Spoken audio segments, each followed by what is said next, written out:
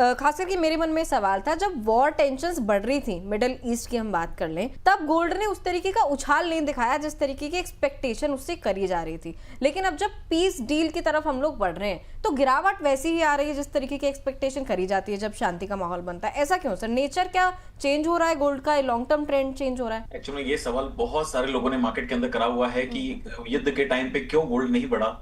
तो देखिए, सिनेरियोज यहाँ पे बहुत समझना जरूरी है। सबसे पहला सिनेरियो ये है कि वॉर कहाँ पे हो रहा है, वॉर कहाँ पे हो रहा है, जहां पे टेंशन सबसे ज्यादा क्रिएट किस तरफ हो रही है। तो हमने देखा है कि वॉर हुआ है मिडिल ईस्ट की तरफ, जहां पे सीधा इंपैक्ट पड़ा है क्रूड ऑयल पे। नहीं, यहाँ पे आपके घर में भी अगर कोई चीज होती है तो आप क्या करते हैं कि कहाँ पे निवेश करना है, उसके लिए आपके पास में एक लिमिटेड अगर पूंजी है तो इधर से पैसा निकाल के उधर निवेश करने की कोशिश करते हैं, जो डाइवर्सिफिकेशन की तरफ इशारा करता है। तो हमने देखा है कि जब वॉर वाली सिचुएशन थी तो वहां पे क्रूड ऑयल प्राइसेस के अंदर एक अपसाइड मोमेंटम देखा, वो भी इतना ज्यादा देखने को मिला कि आप मतलब डबल होते हुए देखा हमने, करीब करीब $120 तक क्रूड ऑयल जाते हुए देखा। उसके बाद में वापस से करेक्शन देखने को मिला। लेकिन सिनेरियो यहाँ पे चेंज हुआ। हमने पिछले 2 साल से गोल्ड और सिल्वर में लगातार तेजी देखी थी, उसकी एक लिमिटेशन होती है। उसके बाद में यहाँ पे प्रॉफिट बुकिंग का टाइम आया, उसमें हम प्रॉफिट बुकिंग देखते हुए नजर आ रहे हैं। लेकिन यहाँ पे हर असेट अलग क्लास, असेट क्लास जितने भी हैं वो अलग अलग तरीके से फॉर्म करते हैं। यहाँ पे जब क्रूड ऑयल के अंदर हमने तेजी देखी, जब क्रूड ऑयल के अंदर तेजी देखी तो यहाँ पे पूरा जो ग्लोबल मार्केट था कहीं ना कहीं पैनिक सिचुएशन में क्रिएट हुआ। लेकिन अगर मैं बात करूं ग्लोबल स्टॉक मार्केट की, इंडियन स्टॉक मार्केट हो गया या यूएस स्टॉक मार्केट हो गया, तो अभी मुझे लगता है काफी मैनेज है अभी समय, और काफी मैनेज करे भी जा रहे हैं। क्योंकि हम अगर देखें तो यहाँ पे क्रूड ऑयल की प्राइसेस तेज हुए, डॉलर इंडेक्स 95 96 चल रहा था, वो 100 की तरफ गया। तो जब ये सिनेरियोस इस तरह के क्रिएट हुए तो डेफिनेटली जो गोल्ड प्राइसेस है उसको नीचे आना था, तो वो नीचे आया भी। अब आपने बोला कि जब ये टेंशंस खत्म हो गई हैं तो उसके बाद गोल्ड प्राइसेस में अपसाइड मोमेंटम क्यों नहीं है? देखिए, वहां तक तो जो सिचुएशन थी वो तो वहां तक हो गई, लेकिन अगर मैं आगे की बात करूं तो यहां पे अभी बहुत सारी चीजें और समझना बाकी है। क्योंकि ईरान डील अगर हम बात करें कि यहां पे हो गई है तो अभी इजराइल के स्टेटमेंट्स आना बाकी है।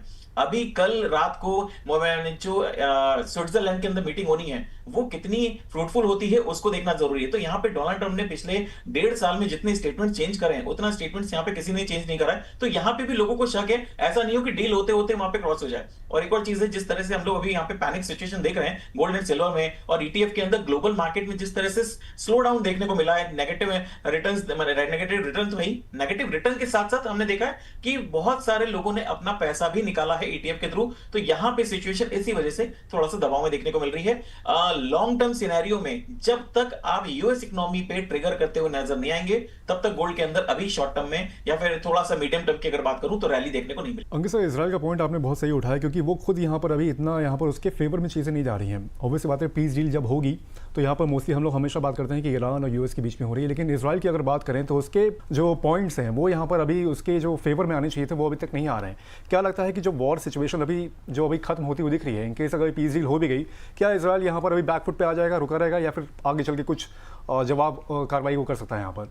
सर, इजराइल दूर की बात है, पहले तो ईरान अभी आ रहा है कि नहीं आ रहा है। ईरान बोल रहा है कि मैं वहां से जो टोल है मैं लूंगा और वहां पे मैं किस तरह का सिनेरियो चेंज होता है उसकी बात करेंगे, और वहां से मैं किसी इंश्योरेंस के रूप में लूंगा या फिर इंश्योरेंस की कीमत बढ़ाने की बात करेंगे, या फिर हो सकता है इंश्योरेंस अगर बढ़ा दें, इंश्योरेंस का अगर दायरा बढ़ा देते तो डेफिनेटली वहां पे आपको प्राइसेस बढ़ते हुए नजर आएंगी। डोनाल्ड ट्रंप वहां पे अभी किस तरह के सक्रिय हैं अभी कुछ कहना जाना मुझे लगता है काफी मुश्किल होगा। क्योंकि ईरान का पहले एक सेटअप पे आना बहुत जरूरी है कि ईरान तैयार है अपना जो यूरेनियम है वो अमेरिका को देने के लिए और जो स्टेट ऑफ हॉर्मोन से पूरा खोलने के लिए, और वहां पे कोई भी टोल नहीं वसूलेगा। उसके साथ साथ एक और चीज है कि वो जो पैसे की मांग कर रहा है क्या उसको पैसा मिलेगा? तो यहां पे बहुत सारी चीजें निकल के आ रही है। अमेरिका अभी डोनाल्ड ट्रंप ने 2 दिन पहले ही बोला था कि अगर ये डील नहीं होती है तो हम एक बड़ा वापस अटैक करेंगे। तो यहाँ पे जितने भी ट्रेडर्स कम्युनिटी है उन सभी को अभी टेंशन है कि वॉर खत्म होगी कि नहीं होगी, अगर खत्म भी होगी तो कितना आगे चलेगा। क्योंकि अभी तो वॉर खत्म होने के वाली पीस वाली बात चालू होगी, उसके बाद अगले 60 दिन तक नेगोशिएशन चलेंगे, वो नेगोशिएशंस मार्केट में और वॉलेटिलिटी क्रिएट करेंगे। क्रूड भाव में स्टेबिलिटी जैसे अगर आ जाती है और रुपया भी जो है वो इनकेस अगर मजबूत हो जाता है डॉलर के कंपैरिजन में, क्या लगता है सर कि जो सरकार ने इंपोर्ट ड्यूटी यहाँ पर बढ़ा रखी है, आगे चल के उसमें हल्की सी नरमी देखने को मिल सकती है इसमें? नहीं, मुझे नहीं लगता कि इतनी जल्दी कोई भी सरकार नरमी करने की कोई भी इच्छा रखती है। अभी क्रूड ऑयल के प्राइसेस डेफिनेटली नीचे आए हैं और रुपया भी थोड़ा सा मजबूत होता हुआ नजर आ रहा है, जस्ट बिकॉज ऑफ रीजन की आरबीआई ने जो भी अभी स्टेप्स लिए हैं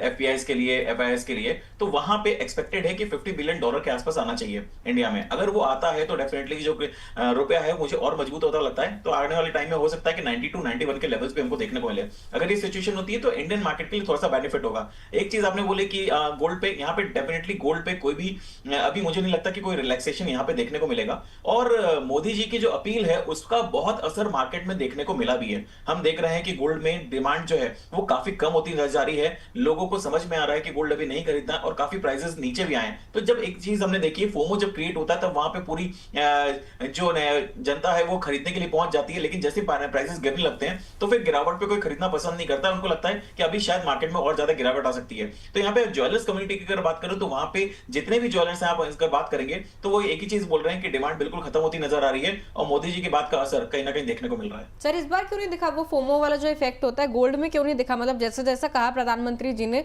लोग क्यों नहीं आए कि फियर ऑफ मिसिंग आउट के कुछ ऐसा होने वाला है, खरीद पाए ना खरीद पाए, गोल्ड तुरंत खरीदने चले जाएं? मतलब जैसा कहा हमारे पीएम ने वैसे लोग करते हुए दिखाई थी। इस बार फोमो क्यों नहीं दिखा? नहीं देखिए मैम, ये फोमो हमेशा तब होता है जब मार्केट के अंदर आपके पास पैसा हो। पहली चीज तो ये है, और दूसरी चीज ये होती है कि आपके पास पैसा होने के साथ साथ उस समय के मार्केट के सिनेरियो वैसे हो। आपने देखा है कि जब प्राइसेस गिर रहे थे तब इस चीज का इंपैक्ट डाला गया है, उस चीज का स्टेटमेंट दिया गया है हमारे पीएम की तरफ से। और हमने पिछले 10 सालों से देखे तो पीएम जो भी बात बोलते हैं लोग उसको गहराई से सुनते हैं, समझते हैं, और कहीं ना कहीं उसको अमल भी करने की कोशिश करते हैं। तो यहाँ पे इंपैक्ट हमने आज नहीं देखा है, हमने कोरोना के टाइम पे भी देखा है, उसके पहले भी जब भी इस चीज की सिचुएशन बनी है तो यहाँ पे पीएम के सपोर्ट में काफी लोग रहे हैं। और इस चीज को देखते हुए देखिए, पहले ही 1,50,000 का गोल्ड हो चुका था, उसके बाद किसी ने बोला कि यार मत खरीदना, तो ये और अच्छा हो गया, सोने पे सुहागा कि यार खरीदना ही नहीं है, टेंशन ही खत्म हो गई है। तो यहाँ पे लोगों को लग रहा है कि थोड़ा सा अगर रिलैक्सेशन अगर मिलता है या थोड़ा सा प्राइसेस नीचे आएंगे तब जाके निवेश की बात करेंगे। लेकिन अभी हाल फिलहाल में अगर देखा जाए तो यहाँ पे निवेश से लोग दूरी बना रहे हैं, specially in physical. Jitendra sir, अगर जैसे हम लोग अभी रिटर्न्स देख रहे थे गोल्ड ETF के, हालांकि छोटा सा ड्यूरेशन है, 1 महीने में थोड़ी सी गिरावट इसमें देखने को मिली है, लेकिन नए निवेशक हैं सर, वो इस गिरावट को कैसे देखें अगर वो एंट्री इसमें करना चाह रहे हो तो? देखिए, पहली बात तो ये कि गोल्ड ETF को निवेशक किस तरीके से लेके चल रहा है। अगर वो केवल एक इन्वेस्टमेंट, शॉर्ट टर्म इन्वेस्टमेंट को अगर कंसिडर करेगा तो ज़रूर ये गिरावट जो है एक ऐसी सिचुएशन प्रोड्यूस कर रही है जिसमें निवेशक घबराएगा आने से। उसको नहीं पता है कि गोल्ड ETF और कितना गिरने वाला है। लेकिन जो एक लॉन्ग टर्म इन्वेस्टर्स है उसके लिए एक अच्छी स्थिति हो सकती है कि जैसा हम बोलते हैं कि बेसिक यही है कि आप कम प्राइस पे खरीदें और हायर प्राइस पे सेल करें, वही एक बेसिक फंडामेंटल है। तो जो भी गिरावट है किसी भी ऐसी इन्वेस्टमेंट एवेन्यू के अंदर, इक्विटी हो, गोल्ड हो, सिल्वर हो, जब भी कोई गिरावट आती है वो एक अपॉर्चुनिटी प्रोड्यूस करती है। तो कोई नया निवेशक अगर स्टार्ट करना चाहता है और लॉन्ग टर्म इन्वेस्टमेंट उसका नजरिया है तो मुझे लगता है कि एक अच्छी परिस्थिति हो सकती है स्टार्ट करने के लिए। और अगर कोई थोड़ा सा शॉर्ट टर्म व्यू लेके चल रहा है तो उसके लिए जरूर एक कंसर्न हो सकता है कि क्या होगा शॉर्ट टर्म में। बट क्योंकि देखिए, गोल्ड ETF में मेरा हमेशा से एक कंसर्न रहा है कि गोल्ड ETF को investors trading point of view से ज्यादा सोचते हैं। लॉन्ग टर्म इन्वेस्टमेंट 8 साल 10 साल उसके लिए कम देखते हैं, क्योंकि गोल्ड ETF जब स्टॉक एक्सचेंज से आप बाई सेलिंग करते हैं तो वो एक टेंडेंसी बन जाती है। आपके वो डीमैट में पड़ा हुआ है, आप उसका बाइंग सेलिंग रोज देख रहे हैं, तो वो एक ट्रेडिंग की टेंडेंसी बन जाती है। तो यही कारण है कि गोल्ड ETF में ज्यादातर इन्वेस्टर्स बहुत लॉन्ग टर्म इन्वेस्टमेंट के लिए नहीं आते हैं। तो उनके लिए जरूर एक कंसर्न अगर ऐसी सिचुएशन में है तो होता है। बट मेरा मानना है कि लॉन्ग टर्म इन्वेस्टर्स के लिए ये अपॉर्चुनिटी है निवेश करने की।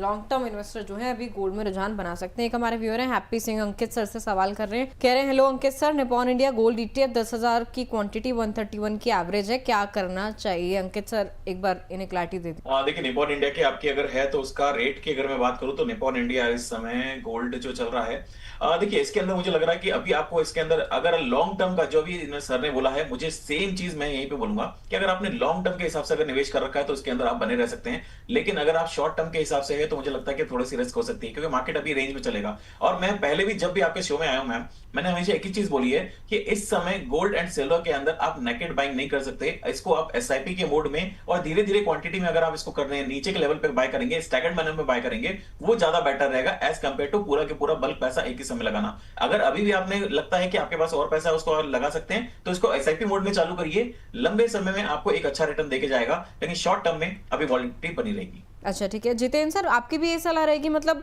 अगर SIP के थ्रू करना चाहते हैं तो क्या फंड ऑफ फंड वाला रूट चुने हमारे जो निवेशक हैं, और अगर लमसम डालना है स्टैगर्ड मैनर में भी डालना है तो ETF में जाए? देखिए, गोल्ड ETF में वही निवेशक के लिए अच्छा है जो लॉन्ग टर्म इन्वेस्टमेंट सोच सकते हैं। अगर SIP मोड में करना है तो गोल्ड फंड ऑफ फंड जो है ज़्यादा बेटर ऑप्शन हो जाता है।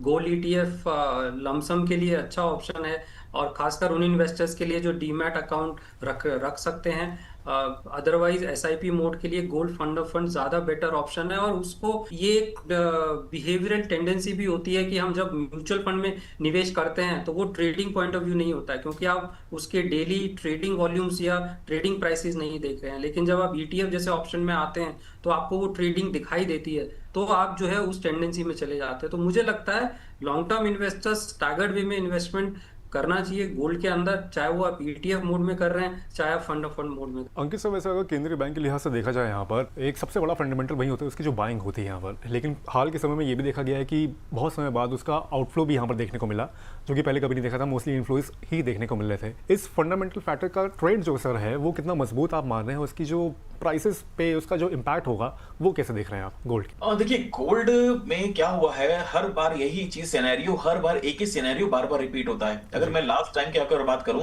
तो 2011 में सिनेरियो रिपीट हुआ था। उसके बाद में जब प्राइसेस गिरी थी तब वहां पे अलग सा सेंटिमेंट क्रिएट हुआ था। अब वापस में बात करें तो 2022 से जब तेजी आई है गोल्ड के अंदर, सिल्वर के अंदर $22 से हमने देखा $120 तक चला गया, तो यहाँ पे ये करेक्शन मोड में है। तो यहाँ पे फंडामेंटल समझना बहुत जरूरी है। आप गोल्ड एंड सिल्वर में निवेश कर रहे हैं, लॉन्ग टर्म के हिसाब से निवेश कर रहे हैं, एसआईपी मोड में जा रहे हैं, फंड ऑफ फंड में जा रहे हैं, बहुत अच्छी बात है। लेकिन जैसा कि अभी सर ने बोला कि लोगों ने ईटीएफ को एक ट्रेडेबल कमोडिटी बना दिया है इंट्राडे प्रोस्पेक्ट से या फिर शॉर्ट टर्म प्रोस्पेक्ट से, तो वो चीज नहीं होनी चाहिए। और यहाँ पे सबसे बड़ी चीज है, आपके पास दूसरी अदर सोर्स भी हैं इन्वेस्टमेंट्स के, जहां पे आप इन्वेस्टमेंट करके चल सकते हैं। कमोडिटी में सिर्फ गोल्ड एंड सिल्वर नहीं है। आज की तारीख में अगर मैं शुगर देखूं तो शुगर पिछले 3 साल 4 साल से उसने रिटर्न नहीं दिया, काफी लंबे टाइम से रिटर्न नहीं दिया। तो ऐसी कमोडिटीज भी हैं जहां पे आप निवेश करके चल सकते हैं, या फिर आप दूसरी तरफ उन कमोडिटीज से रिलेटेड जो स्टॉक्स हैं उसके अंदर भी आप निवेश करके चल सकते हैं। तो आपको निवेश का जो दायरा है ना वो आपको बढ़ाना पड़ेगा, और अपनी जो डाइवर्सिफिकेशन है उसको तैयार करके रखना पड़ेगा, या फिर अपनी जो अपॉर्चुनिटीज है उसको फाइंड आउट करना पड़ेगा। गोल्ड के अंदर रैली हो चुकी है, सिल्वर के अंदर रैली हो चुकी है। अब ये जो ज्वेलर्स हैं उनके लिए काम का है, क्योंकि उनको डेली बाइंग एंड सेलिंग करनी है। ईटीएफ के अंदर अगर आप एसआईपी कर रहे हैं तो आप इसको कंटिन्यू में रख सकते हैं कि लॉन्ग टर्म में आपको रिटर्न देके जाएगा। क्योंकि हम हमेशा एक ही चीज बोलते हैं, पोर्टफोलियो में आपका 15 से 20% मैक्सिमम साइड में गोल्ड सिल्वर होना चाहिए, इसके बाद में सारी चीजें होनी चाहिए। लेकिन मैंने पहले भी आपके चैनल पे एक चीज बोली हुई है कि ट्रेडर्स क्या करते हैं कि सिर्फ और सिर्फ वो अपना पैसा एक तरफ लगाने की कोशिश करते हैं कि मुझे इससे रिटर्न मिल जाएगा, क्योंकि उनके दिमाग में एक बैठा हुआ है कि गोल्ड एंड सिल्वर ने पिछले 2 साल 3 साल में बहुत अच्छा रिटर्न दिया है, वहीं इक्विटी ने रिटर्न्स नहीं दिए। तो यहाँ पे इक्विटी की बात करें तो डेफिनेटली रिटर्न नहीं दिए हैं, कुछ स्टॉक से काफी गिरे हैं, लेकिन अपॉर्चुनिटीज ट्रेडर्स को ढूंढनी चाहिए एज कंपेयर टू कि गोल्ड एंड सिल्वर में हमारा फोमो क्रिएट हो गया है कि उसके अंदर तेजी है तो अभी उसके अंदर ही चलते रहेंगे। तो यहाँ पे आप एसआईपी मोड में जाइए। This is not the right time कि आप अपना बल्क पैसा पूरा गोल्ड एंड सिल्वर लगाएं, और आपको बहुत अच्छे रिटर्न अगले 3 महीने में देखने को मिलेंगे। ठीक है सर। वैसे एक हमारे व्यूअर हैं, जाट करके इनका नाम है, कमेंट पे पूछ रहे हैं एंट्री और एग्जिट के लेवल पूछ रहे हैं बेसिकली गोल्ड के। कह रहे हैं अंकित जी से मेरा सवाल पूछिए, गोल्ड को कहाँ पर खरीदें कि 10,000 रुपए ऊपर जाए, या फिर कहाँ पर बेचें कि 10,000 रुपए नीचे जाने पर मुनाफा मैं कमा लूं? देखिए, ये चीजें जो है ये पूरा स्पेकुलेशन बिजनेस है की बात हो गई है कि आप 10,000 रुपए कमा लें कहीं से भी। मुझे लगता है कि इसका इस तरह का कोई जवाब हो सकता है, क्योंकि इस तरह के मार्केट के अंदर थोड़े रिस्क डेफिनेटली बनी हुई है। क्योंकि मैं आपके शो पे अभी आ रहा हूँ, उसके बाद में फिर नेक्स्ट टाइम पे कुछ टाइम बाद आऊंगा, उसके बीच में बहुत सारी चीजें होंगी जहां पे अगर मैं बात करूं तो पिछले अगले 24 घंटे में बहुत कुछ होना है मार्केट के अंदर। तो मुझे लगता है कि इस तरह के क्वेश्चंस का आंसर काफी मुश्किल रहता है। ठीक है, चलिए आगे बढ़ेंगे। गोल्ड ईटीएफ पर अगर देखें